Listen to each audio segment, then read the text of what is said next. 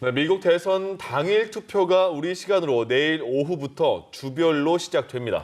도널드 트럼프 대통령과 조 바이든 후보는 경합주에서 막판 총력전을 펼치고 있는데요. 워싱턴 특파원 연결해서 하루 앞으로 다가온 대선 관련 소식 들어보겠습니다. 이경희 특파원. 네, 워싱턴입니다.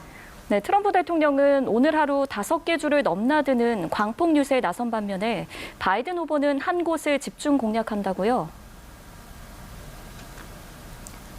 네, 도널드 트럼프 대통령과 조 바이든 민주당 대선 후보는 경합주를 집중 공략하며 표심을 끌어오기 위해 총력전을 펼치고 있습니다. 트럼프 대통령은 하루에 경합주 5곳을 도는 강행군을 이어가고 있는데요.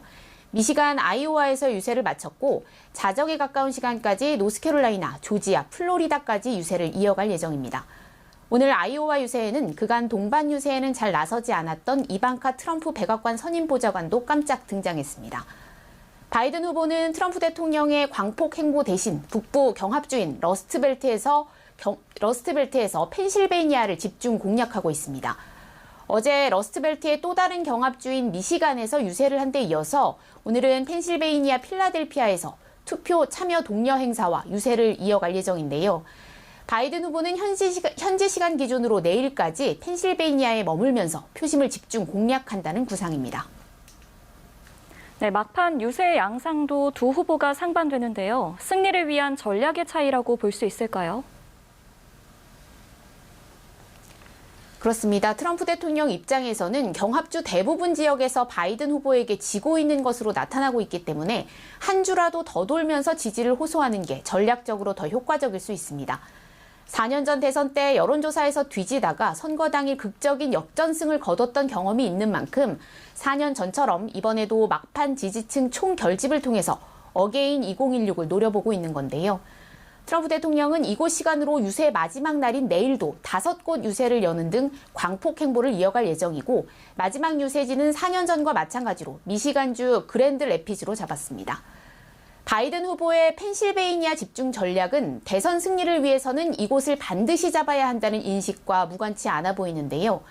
모든 경합주에서 우위를 보이고 있는 바이든 후보는 다른 주들의 선거 결과가 4년 전과 동일하다고 가정할 경우 6개 경합주 중 북부 러스트벨트 3개 주만 가져와도 승리가 가능한 상황입니다. 러스트벨트 중 미시간과 위스콘신은 바이든 후보가 여론조사에서 상당한 우위를 보이고 있지만 유독 펜실베이니아는 오차 범인의 싸움이라는 조사가 속속 나오고 있어서 안심할 수 없는데요. 남부 지역은 더 접전 양상이어서 펜실베이니아 표심을 확실히 잡아서 북부 3개 지역을 모두 챙기는 게 바이든 후보 입장에서는 승기를 확실히 굳히는 방법인 셈입니다. 이 때문에 북부 3개 경합주 가운데 가장 불안한 펜실베이니아에 남은 시간을 모두 쏟아붓는 것이라고 볼 수 있겠습니다. 네, 말씀하신 것처럼 여전히 경합주가 관건입니다. 판세를 좀 분석해 주시죠. 네, 여전히 북부는 바이든 후보 우세, 남부는 초접전 양상의 흐름이 이어지고 있습니다. 선거 분석 전문 매체 리얼 클리어 폴리틱스가 각종 여론조사를 분석한 결과에 따르면 6개 경합주에서 바이든 후보는 49.2%의 지지율로 트럼프 대통령과의 격차가 3.7%포인트입니다. 이 중 북부 러스트벨트 3개 주, 미시간, 위스콘신, 펜실베이니아는 바이든 후보의 리드 폭이 평균치보다 더 커서 바이든 후보가 남부 경합주에 비해 상대적으로 선전하고 있는 것으로 분석되는데요. 특히 펜실베이니아를 제외한 위스콘신과 미시간은 최근 들어 오차 범위 밖에서 안정적 우위를 보이고 있다는 여론조사 결과가 잇따르고 있습니다. 반면 선벨트로 불리는 남부 3개 주는 오차 범위 내 접전이 이어지면서 승자 예측이 어려운 상황인데요. 역시 리얼 클리어 폴리틱스 분석을 보면 남부 3개 경합주, 노스캐롤라이나, 애리조나, 플로리다의 경우 바이든 후보의 우위가 이어지고 있긴 하지만 격차가 1에서 2%포인트 안팎에 불과합니다. 지금까지 워싱턴에서 전해드렸습니다.